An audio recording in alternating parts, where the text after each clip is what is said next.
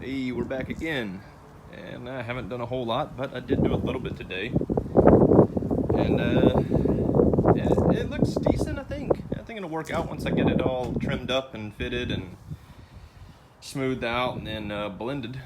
But so this is what I've come up with to cover the massive hole in the hood.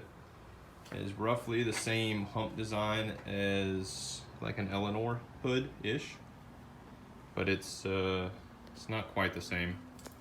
Definitely sharper corners. I think the Eleanor hood is smoothed out, rounded, and it's longer, and it kind of humps up and then goes down and then like humps down or something maybe. I don't remember. Anyways, this is what we're going with. This is the basic design layout. And I've got my vents. I went ahead and sandblasted those or media blasted those today, and they are painted with just some rattle can black for now. I've got to repaint this with epoxy later, so I figured I'll just redo those in epoxy when I do the scoop. I'll probably have to do the whole hood again, to be honest. I don't know if I'll be able to blend it in with this, so I'll probably just respray the hood. And I don't know how I'm gonna deal with these, because when I install these hood pins, they have lock screws that are little Allen, like a pointed head Allen that you Loctite in to lock it in place. So they're not really easy to remove. You have to use heat to take them out, and I don't know if I want to remove them, so I might try to mask them if possible. I don't know. Anyway, so this is it. It's what is that? 5 pieces. So that the same side over there. This I probably could have done at a 1 piece and bent it like I did the middle, but I ended up welding it so I could trim it and adjust the angle so I could get canted right. Right now it's just laid on here.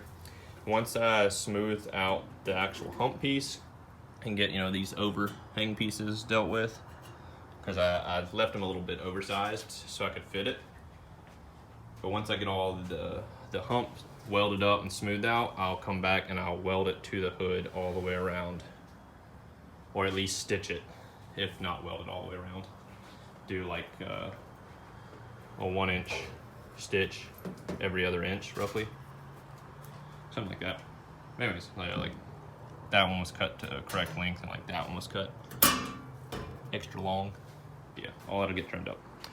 But anyways, that's gonna complete the hood for now until I can do my long nose conversion and actually get the Eleanor hood that I want. But let me know what you guys think. This is all just, I mean, I made it from a piece of sheet metal and I just quickie jobbed it. I'm not really a big fan of actual scoops, and there's no air filter here. The air filter is on the turbo right there. So there's kind of no point in making a hood scoop other than to bring cool air in.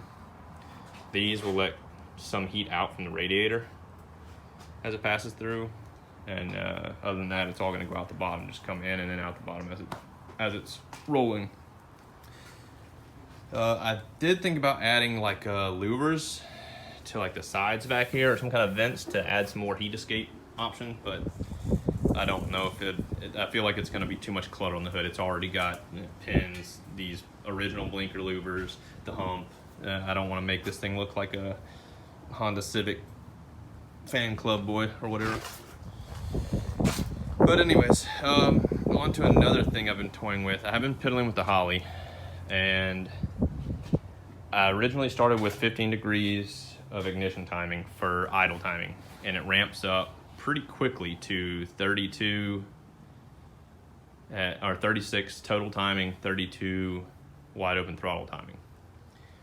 Now, any of the guys that are out there that are watching that have motor experience or tuning experience with timing, especially if you know turbos, and I know the cam comes into play with timing along with just the overall motor build. The turbo, I'm sure, has a bit of to do with it, but I know mainly more so when it comes into boost, which the Holley handles that. It retards it back 1 degree for every PSI of boost. What I'm wondering is, what is a good start or a good idle timing for a Ford 302? This is the old, not the roller 302, this is the old school flat tappet 302. Because I started at 15, and so far I'm up to 19 degrees of timing now, and it seems like every time I throw another degree at it, it runs that much better and that much more throttle response and power, and it just seems to idle better. Now the Holley also adjusts the timing for idle. It has an idle timing control where it tries to keep the motor at the RPM you want. I believe that's the purpose of it, and also to keep the motor running, obviously. But I see that Holley is adjusting it out to probably about anywhere from 20 to 22 degrees of timing constantly when it's sitting at idle. But as soon as you hit the throttle, it goes off or as soon as the TPS sends any signal, so as soon as you hit 1% TPS, it goes back to your timing table. So it'll jump back to 19. So what I'm wondering is, should I up the timing more? From what I've read online, people run anywhere from 22 to even like 28 degrees of idle timing. 28 seems a bit extreme when my full throttle, my total ignition timing is 36. It seems pretty up there, especially since my wide open throttle is only 34. And it's only 2 degrees difference from idle to wide open throttle, but I think 22 might be acceptable. I'm looking for anything that can speed up my journey without having to try to listen for pings and know when I'm getting too much timing, because this motor is not the strongest, and with boost it concerns me throwing timing at it. I don't want to blow this thing up because I've never really tuned timing, I guess. Sorry for rambling, but anyways, yeah. I know the way that you normally do it is just add a degree, drive it, see if it pings. Add a degree, drive it, see how it drives. If it pings, retard it back. To be honest, I don't even know exactly what I'm listening for with it pinging, especially with this obnoxiously loud exhaust. I don't even know if I'll hear it. There is some weird kind of hesitation sometimes when I throttle, but it's not every time, so it's kind of odd. It almost seems like it might be a fuel thing there, though. But my inexperience with tuning is, showing more and more as I play with this thing. But I did have my first issue with the Holley today. For whatever reason, when I cranked it up, pull it out of the way so I could mess with that in the shop without having to go out. So I could use the plasma cutter and grinder without having to worry about getting anything in the car, on the car, etc. So I pulled it into the yard. Well, when I got done with this, I took it for a drive since it was out, just to run it, so I could get a little bit more learning on the Holley and get some miles on it, and break everything in.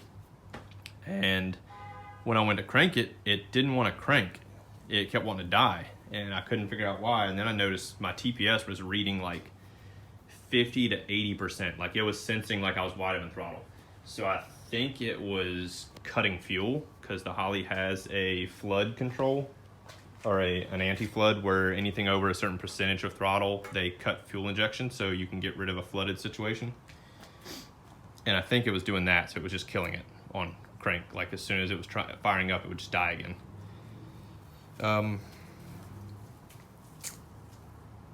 It fixed itself. I don't know what it changed, because all it did was kind of blip the throttle a little bit, and the throttle itself was not stuck. I blipped the throttle a little bit, didn't seem to adjust. I could give it more throttle and the percentage went up, so it seemed like it hung going down on the down sweep. But I played with the throttle, and I went and unplugged the sensor, plugged it back in, keyed off the ignition back on a couple times, and eventually it just came on at 0% again. And I drove it, and it never stuck again. And when I parked it, I tested it again, and it didn't stick again. So I don't know. I guess I'll monitor it, and if it does it again, I'll contact Holley and see what they know. I might Google around and see if it's a known thing for those to fail.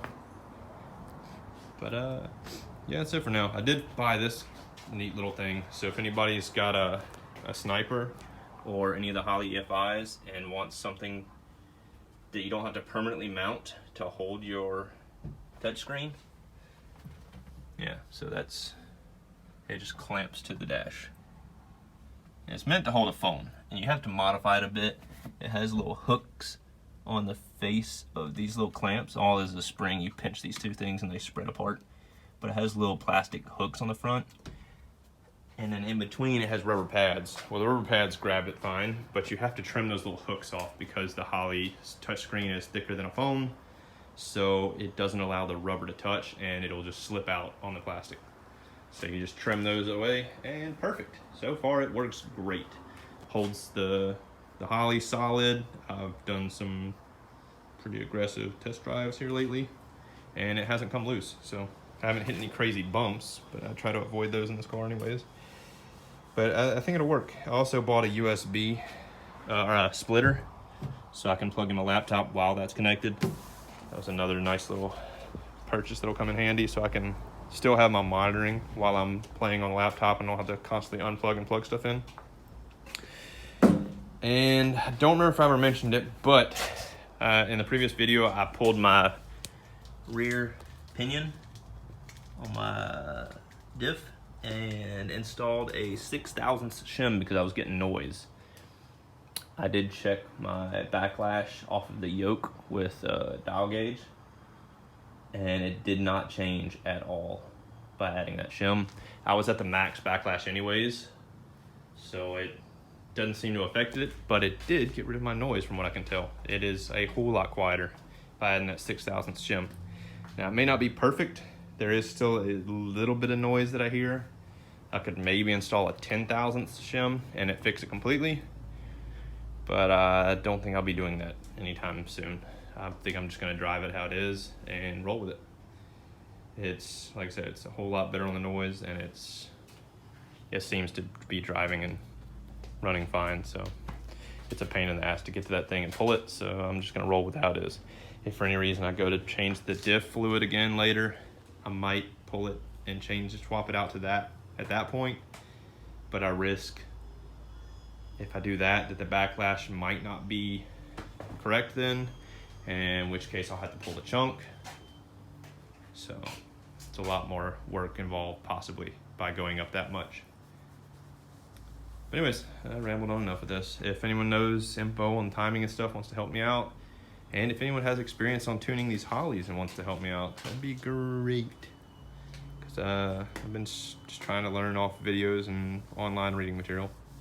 And so far not the best, but anyways, maybe next video I'll have the hood finished up, and now I get to go back to playing with these doors that are a pain in the ass. Cause yeah, they're fun. All right, later guys.